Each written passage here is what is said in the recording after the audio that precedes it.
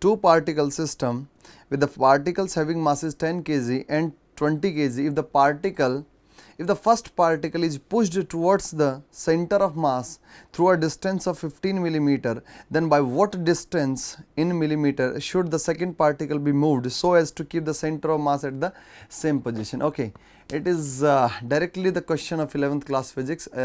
If we see it as a conservation of linear momentum, then also it comes many of the time question comes from this particular concept, and it is very easy, and we have not discussed this in class, so you better pay attention so that you can take it as a concept and not as a numerical. So that is I am going to discuss a little bit of concept of that.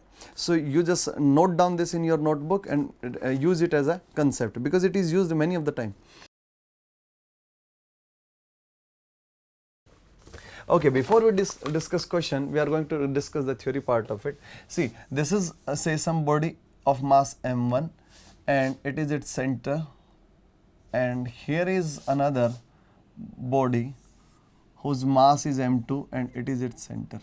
Now say suppose m2, now say suppose this is positively charged body, this is negatively charged body. So this they are going to exert, m2 is going to attract m1 and m1 is going to attract m2.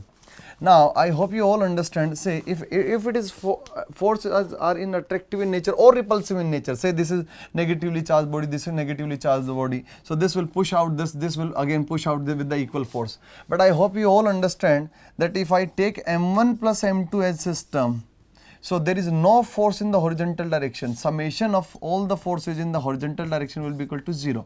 So acceleration of center of mass has to be equal to 0. Very simple. Say I do not know, maybe that, okay, better we consider, okay, this as positively, this as negatively charged body. Okay, for if their charges are same, then also it will remain same. So it is going to be force exerted by m2 on m1, and again according to Newton's third law, the same force in opposite direction will be exerted by m1 on m2. But I hope you all understand net force. If I take m1 plus m2, net force will be equal to 0. And from the Newton's second law, that if the resultant force is 0, so acceleration of center of mass in that direction has to be equal to 0. So acceleration of center of mass is 0. So say center of mass is here, for this particular system center of mass is here. Now when because of attractive forces, if it moves a distance d1 and this moves a distance d2, see they will move with a different distance because their masses are different.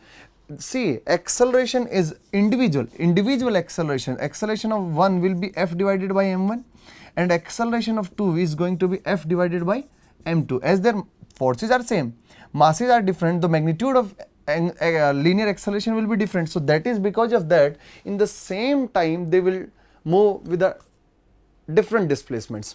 So from, see, if the acceleration of center of mass is 0, so that means the center of mass will remain at this point only during the displacement also. And from the, see, I am not going to consider this how to calculate center of mass, all those simple things. We better focus on the formula. So here, so by keeping this center of mass here, there is one condition comes out, that is m1 d1 will be equal to m2 d2. So if center of mass has to remain at the same position, if this m1 has moved a distance d1, so m2 has moved the distance d2, so m1 d1 must be equal to m2 d2. Now we consider this question. In this particular question, m1 is given as 10. Okay, my dear students, you can see 10, and this distance displaced by it is given as 15. m2, mass of m2 is 20, and what is asked, d2 is asked, and it is given as d here. Okay, let me consider, this is simply d will come out as 7.5 millimeter, that is 7.5 millimeter.